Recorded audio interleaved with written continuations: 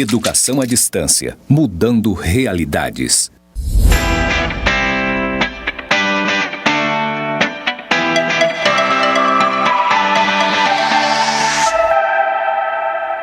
Vamos começar conversando sobre textos oficiais.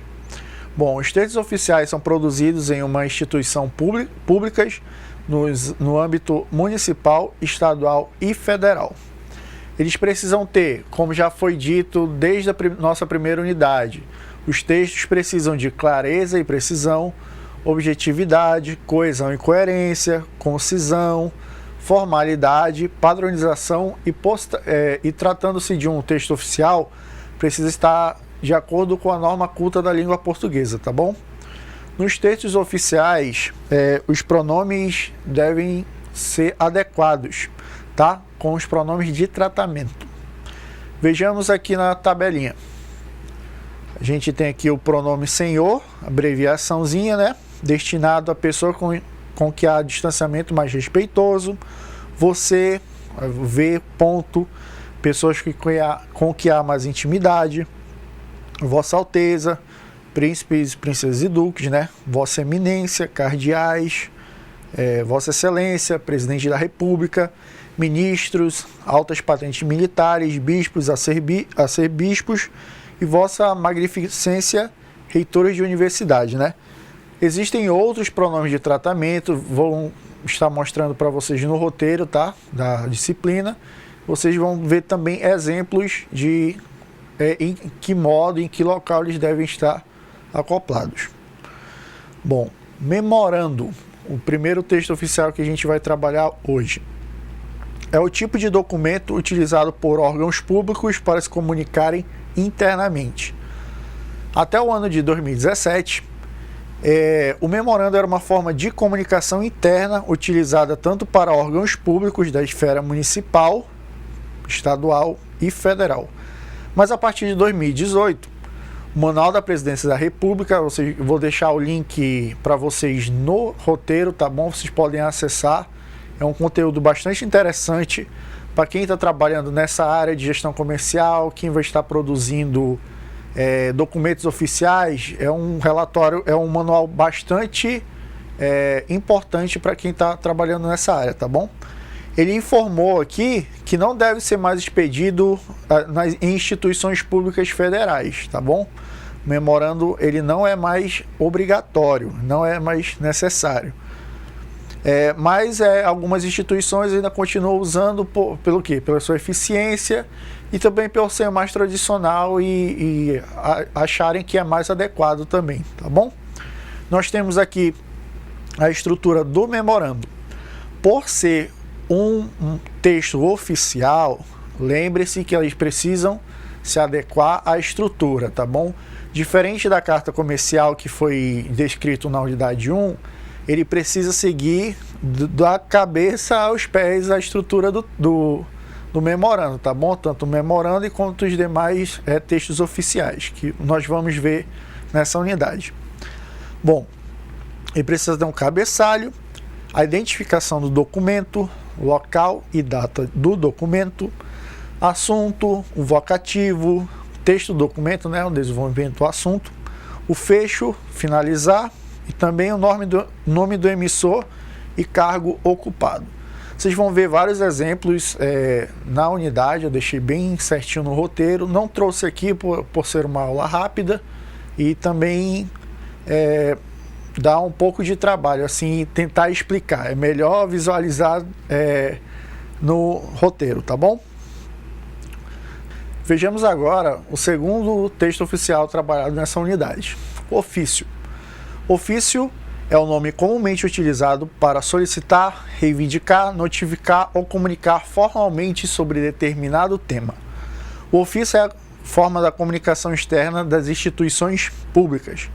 Desde a reformulação do Manual da Redação da Presidência da República, ocorrida em 2018, o ofício serve tanto para comunicações internas quanto externas nas instituições públicas federais.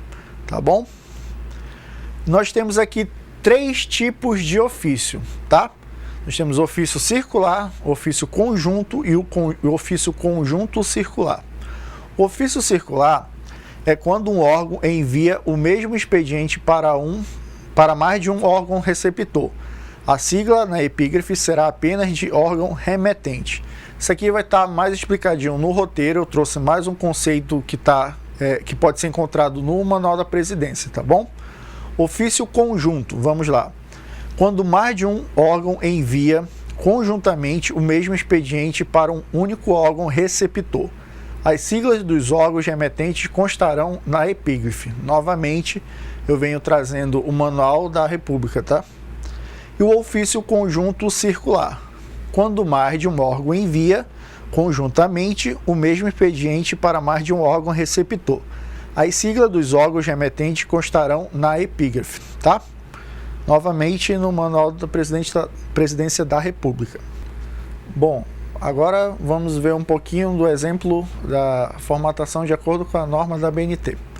Bom, no slide a gente percebe que temos as seguintes características. A letra ela precisa estar na fonte 12 para o texto e 10 para as citações diretas longas. O tipo de letra é Arial ou Times New Roman. Depende muito de o que o professor vai pedir ou da instituição, mas de acordo com a BNT, são essas as que são citadas.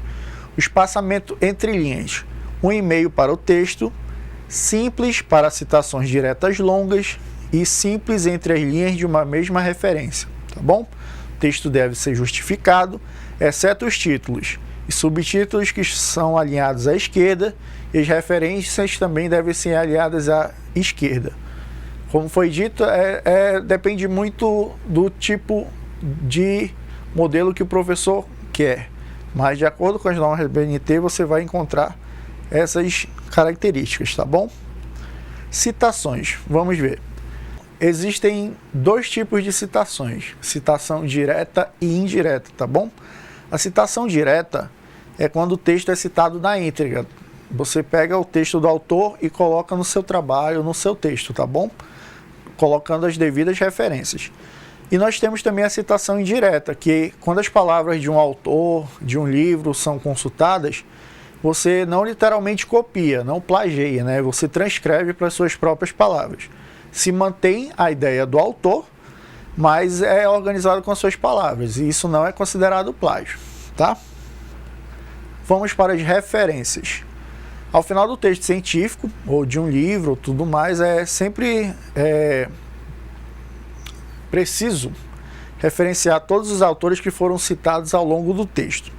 Segundo a NBR, a normativa brasileira, 6023 de 2018, as citações de livro obedecem à seguinte regra.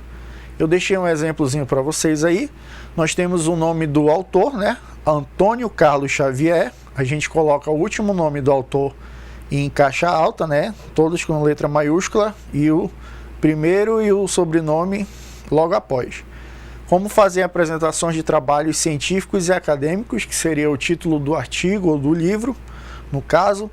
Recife, a cidade em que foi escrito o texto, ou a editora a qual publicou, o nome da editora e o ano, tá bom? Sempre alinhado à esquerda. Bom, de acordo com a NBR 6023 de 2018, as referências de artigos retirados da internet se propõem dessa forma.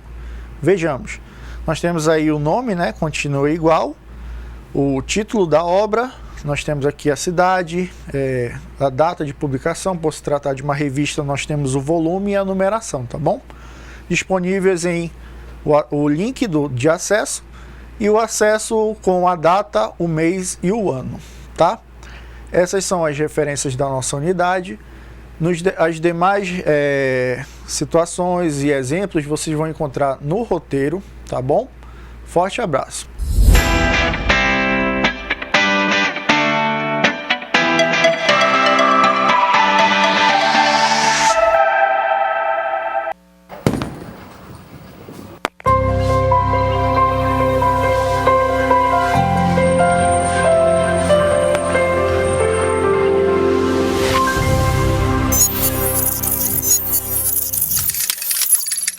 Educação à distância, mudando realidades.